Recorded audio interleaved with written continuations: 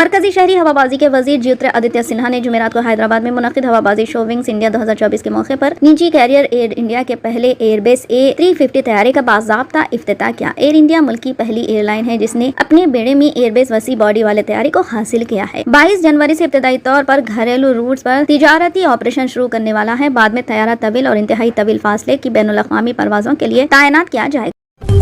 BRS کے کارگزار صدر KTR نے کہا کہ KCR کے دور حکومت میں اڈانی کو ریاست میں قدم رکھنا نہیں دیا گیا، اور جب وہی کانگریس اقتدار میں آئی تو اڈانی کا سرخ قالین پر استقبال کیا گیا۔ وزیر اعظم نریندر مودی اور اڈانی کو تنقیدوں کا نشانہ بنانے والے راہل گاندھی اور ریونت ریڈی اڈانی کا خیر مقدم کر رہے ہیں اور ان کے ساتھ معاہدے طے کیے ہیں۔ اسے کانگریس اور BJP کا حقیقی رنگ سامنے آیا ہے۔ انہوں نے واضح کیا کہ کانگریس انتخابات کے دوران عوام سے کیے گئے وعدوں سے انحراف کرنے کی کوشش کر رہی ہے اور ان پر عمل درآمد ہونے تک کانگریس کو نہیں چھوڑا جائے گا۔ BRS کے کارگزار صدر KTR نے میدک میں BRS کی ایک میٹنگ سے خطاب کر رہے تھے۔ کرناٹک اسمبلی کا اجلاس 12 سے 23 فروری 2024 تک منعقد ہوگا۔ وزیر اعلیٰ سدھارمیہ اس سیشن میں اپنا ریکارڈ 15واں بجٹ پیش کریں گے۔ اجلاس کا آغاز گورنر تھاور چند گہلوت کے اسمبلی کے دونوں ایوانوں کی مشترکہ نشست خطاب کے ساتھ ہوگا۔ وزیر دفاع راجناتھ سنگھ نے 19 جنوری کو اتراکھنڈ کے جوشی مٹھ ملاری روڈ پر منعقدہ ایک تقریب کے دوران بارڈر روٹس آرگنائزیشن کے 35 بنیادی ڈھانچے کے پروجیکٹوں کو قوم کے نام وقف کیا، جو 670 کروڑ روپے کی لاگت سے بنائے گئے تھے۔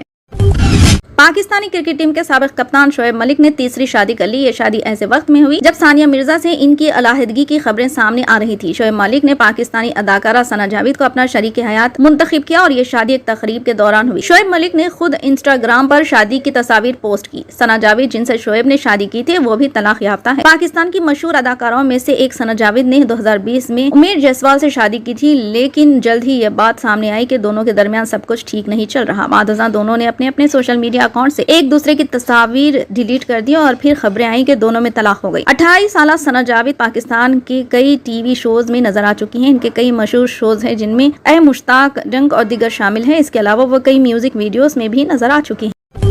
دہلی کے وزیر اعلیٰ اروند کیجریوال نے آج کہا کہ ملک میں امیر اور غریب سبھی بچوں کو یکساں تعلیم ملنی چاہیے۔ مسٹر کیجریوال نے یہ بات آج یہاں تیاگراج اسٹیڈیم میں منعقدہ ایکسیلنس ان ایجوکیشن ایوارڈ 2023 تقریب میں 10ویں اور 12ویں جماعت کے امتحانات میں بہترین کارکردگی دکھانے والے 218 بچوں اور اسکولوں کو ایوارڈ دیتے ہوئے کہی۔ انہوں نے کہا کہ اگر ملک کے ہر بچے کو اچھی تعلیم دی جائے گی تو یہی بچے ملک کو ترقی یافتہ بنائیں گے۔ دہلی میں ہم نے تمام بچوں کو اچھی تعلیم دے کر یہ دکھایا ہے۔ ملک کے اندر امیر و غریب تمام بچوں کو یکساں تعلیم ملنی چاہیے۔ ہماری حکومت نے دہلی کے اندر تمام بچوں کو یکساں تعلیم فراہم کرنے کی کامیابی حاصل کی ہے۔ ون نیشن ون الیکشن کے حوالے سے جاری مشق کے درمیان کانگریس کے سربراہ ملک ارجن کھرگے نے کہا کہ ہم ون نیشن ون الیکشن کے خیال کی مخالفت کرتے ہیں۔ ملک ارجن کھرگے نے کہا کہ اس خیال کو نظر انداز کر دینا چاہیے اور ہائی پاور کمیٹی کو تحلیل کر دینا چاہیے۔ ملک ارجن کھرگے نے اس سلسلے میں ون نیشن ون الیکشن کے لیے اعلیٰ سطحی کمیٹی کے سیکریٹری کو خط لکھا۔ انہوں نے اپنے خط میں کہا ہے کہ Congress one nation one election کے خیال کی سخت مخالفت کرتی ہے۔ دراصل ملک ارجن کھرگے کا یہ خط ایک ایسے وقت میں سامنے آیا جب 8 کو سابق صدر جمہوریہ اور ون نیشن ون الیکشن پر اعلیٰ سطحی کمیٹی کے سربراہ رام ناتھ کووند نے سابق چیف الیکشن کمیشنر سے ملاقات کی تھی اور بات چیت شروع کی تھی۔ ریٹائرڈ ججوں کے ساتھ ان کی ملاقاتیں اس معاملے پر کمیٹی کی جانب سے عوام کی رائے طلب کرنے کے چند دن بعد سامنے آئی۔ ون نیشن ون الیکشن پر اعلیٰ سطحی کمیٹی کے سربراہ صدر کووند نے 4 کو مدراس ہائی کورٹ کے سابق چیف جسٹس منجو ناتھ بھنڈاری سے دہلی میں ملاقات کی۔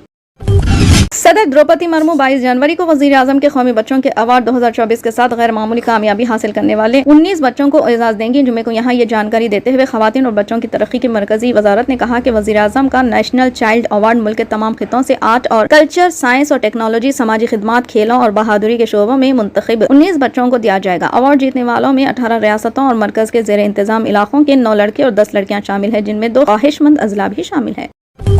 چیف منسٹر ریونت ریڈی اور تلنگانہ اسمبلی میں مجلس کے فلور لیڈر جناب اکبر الدین اویسی نے جمعہ کو لندن کے بلند ترین خوبصورت عمارت لندن شاٹ کی بالائی منزل سے شہر کی ترقی کا تفصیلی مشاہدہ کیا۔ ورلڈ اکنامک فورم کی کانفرنس میں شرکت کے لیے داووس جانے والے chief minister Revanth Reddy conference کے اختتام کے بعد حیدرآباد واپسی سے قبل لندن پہنچے، جہاں انہوں نے مجلس کے فلور لیڈر اکبر الدین اویسی کے ساتھ اس بلند ترین عمارت جو 309 میٹر اونچی ہے اور 72 منزل پر مشتمل ہے، اس عمارت کے بالائی حصے میں پہنچ کر انہوں نے پانی سے لبریز تھیمس ندی کا مشاہدہ کیا اور انہوں نے وہاں سے لندن اربن لے آؤٹ کا بھی نظارہ کیا۔ بعد ازاں چیف منسٹر نے تھیمس ریور گورننگ کونسل کے عہدیداروں کے ساتھ مشاورت کی اور شہر حیدرآباد کے موسیٰ ندی کی صاف صفائی اور اسے اصلی حالت میں لانے سے متعلق حکومت کے منصوبے سے ان عہدیداروں کو واقف کروایا۔ انہوں نے موسیٰ ریور فرنٹ پروجیکٹ کی تکمیل میں تعاون کرنے کی خواہش کی۔ اس موقع پر چیف منسٹر ریونت ریڈی نے تھیمس ندی کی نگہداشت اور وہاں کے ریور فرنٹ پروجیکٹ کے ترقیاتی کاموں کے گورننگ کونسل کے عہدیداروں سے وقفیت حاصل کی۔